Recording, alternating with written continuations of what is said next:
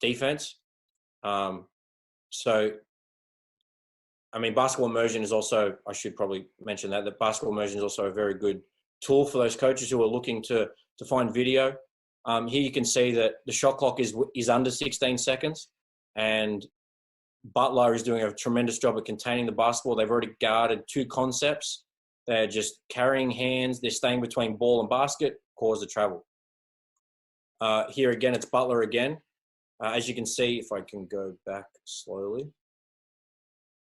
So here we can see there's a down. Oh, I can't show you an image. There's a arrow. My apologies. So as you can see, number 24 is going to set a down screen. The guy on the ball is doing a good job containing him. The other guys, obviously, it's college, it's more of a senior level. They need to be a little bit closer to their man because there's some elite shooters at that level. So there's not really a position of captain here, but they also have 2 high posts. As you can see here, there's a down screen. 22 doesn't do a good job of avoiding contact. As you can see here, his head goes completely back on the hit, but then does a really good job to hustle and get back in front. They do a good job guarding the on ball.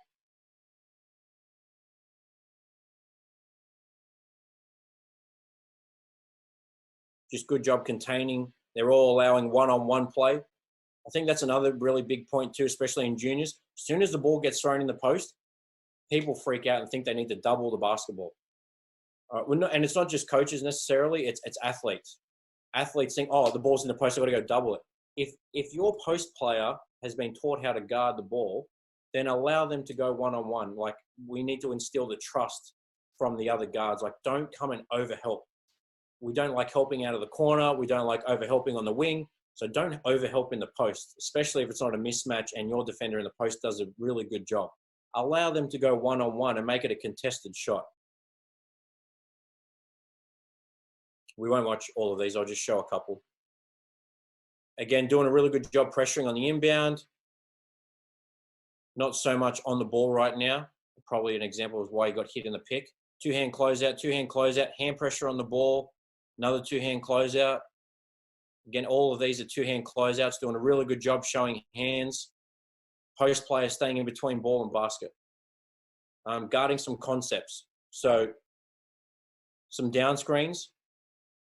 He's locking and trailing. So what that, oh, sorry.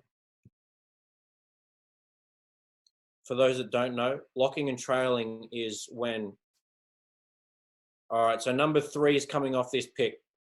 Now he got jumped the gun a little bit here, but his job is to follow the offensive player. So the guy that's on the opposite wing right now, follow him over the top of the screens and avoid getting hit in any of these 2 screens, because 15 is also going to set a screen.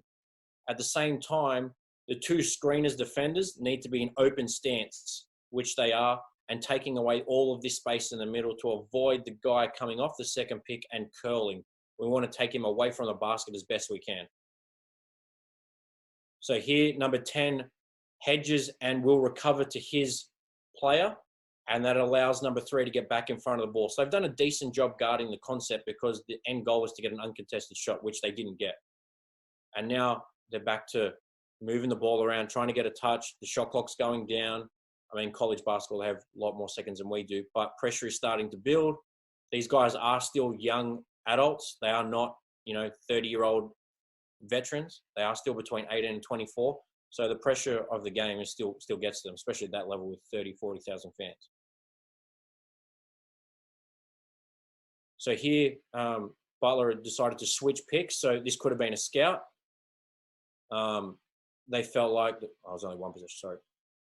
They obviously feel like that defensively they're able to switch because they have lightness in their length, or that getting screened was going to be detrimental to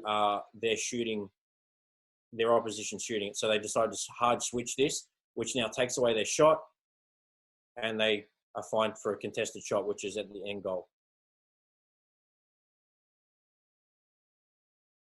I'll show you this one dribble handoff one because dribble handoffs are very relevant in our games today.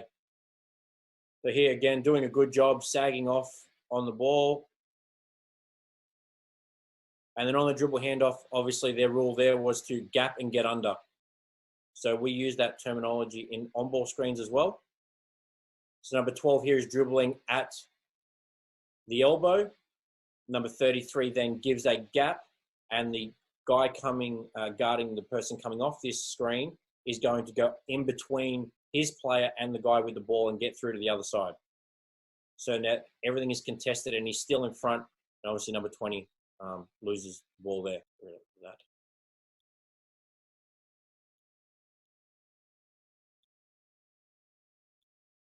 So Damien embodies everything that we speak about with all of our style of play, but the desperation in the last 8 seconds of the clock is second to none for him. So, okay, yes, sure, he gambles a couple of times here and there, but he has active hands. He reads the play.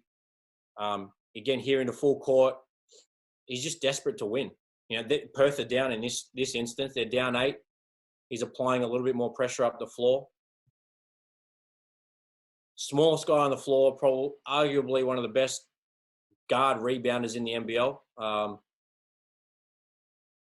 Just unbelievable with anything he does. So willing to get a hand in there. Again, coming up off taking 2 picks off bigger guys than him, creating second, third opportunities for his team. Just making smart plays. So that, you know, it's a bit hard to show X's and O's of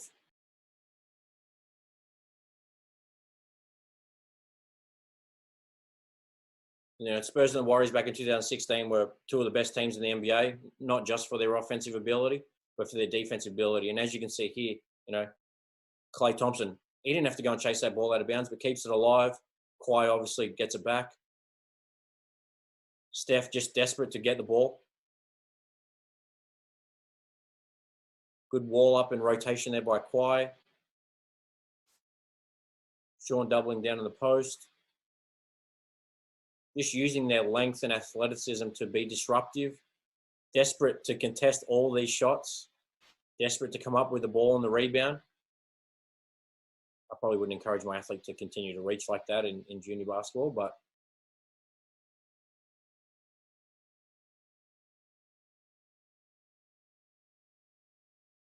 again, just desperate to make sure that their team ends up with the ball, not the Spurs scoring or vice versa, Warriors scoring. Showing hands, challenging.